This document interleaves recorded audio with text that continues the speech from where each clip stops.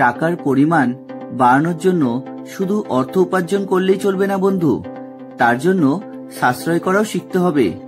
আর কিভাবে অর্থ সঞ্চয় করবেন এবং একই সাথে পারদর্শী হয়ে উঠবেন অর্থ বিনিয়োগের ব্যাপারে, সে সম্পর্কেই আপনাদের জন্য রইল আজকের ভিডিওতে কিছু সহজ টিপস। তো আসুন বন্ধুরা, আজকের ভিডিও শুরু করা যাক। ভিডিও শুরু করার আগে বন্ধু, আপনি যদি আমাদের চ্যানেলে নতুন হয়ে থাকেন তবে অবশ্যই আমাদের চ্যানেলটিকে সাবস্ক্রাইব করে পাশের বেল আইকনটিকে প্রেস করে রাখবেন, যাতে নতুন নতুন ভিডিও নোটিফিকেশন সবার আগে আপনার কাছে পৌঁছে যায়। আমাদের ডেইলি রুটিনের এই ছোটখাটো নিয়মগুলি মেনে চলতে পারলেই অর্থ উপার্জন ও ব্যয়ের পাশাপাশি টাকা পয়সা জমাতেও পারবেন আপনি। এবারে চলুন এক নজরে দেখে নেওয়া যাক নিয়মিত অর্থ সঞ্চয় করার কিছু সহজ উপায়। প্রথমত, আপনার ফাইন্যান্সিয়াল গোল ঠিক করুন। সঠিক পথে অর্থ নিবেশের মাধ্যমে আপনার টাকার পরিমাণ বাড়বে, হবে শ্রীবৃদ্ধি। এজন্য সবার আগে ফাইন্যান্সিয়াল গোল বা লক্ষ্যমাত্রা ঠিক করে নেওয়া প্রয়োজন। অর্থাৎ আপনার আয়ের কতটা পরিমাণ আপনি সঞ্চয় করতে চাইছেন এবং কত অংশ টাকা বিনিয়োগ করতে চাইছেন, সেটা প্রথম থেকেই অবশ্যই ঠিক করে নিতে হবে। দ্বিতীয়ত, ফ্যামিলি মেইনটেনেন্স বাজেট নির্দিষ্ট হওয়া প্রয়োজন।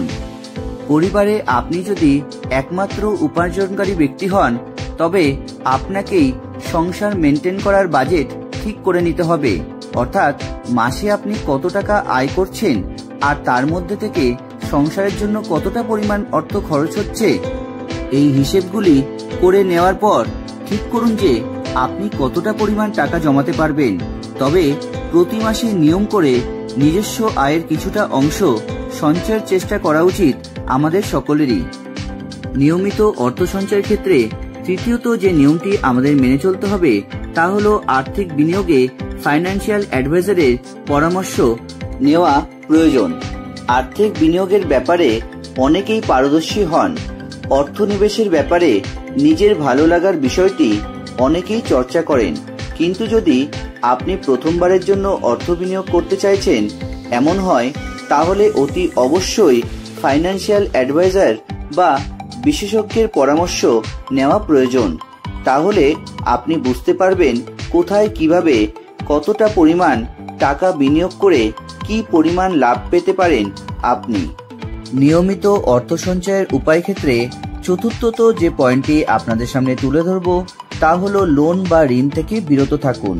দেখা যায় যে বেশিরভাগ মানুষেরই লোন বা ধার করার প্রবণতা থাকে, আর এই অভ্যাস ত্যাগ না করলে আপনি অর্থ সঠিক পথে সঞ্চয় করতে পারবেন না। তাই টাকা ধার করে জিনিসপত্র কেনার অভ্যাস ত্যাগ করুন।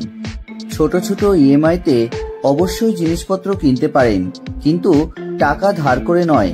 একইভাবে সমান তালে সঞ্চয়কেও প্রাধান্য দিতে হবে। ব্যাংক থেকে প্রচুর লোন বা ঋণ নেওয়া হয়ে গেলে স্বাভাবিকভাবে তখন অর্থ সঞ্চয় করা একটু সমস্যা হয়ে যায়। তাই কারো থেকে টাকা ধার করে নেওয়া বা কথায় কথায় ঋণ নেওয়ার ব্যাপারে সতর্ক থাকুন।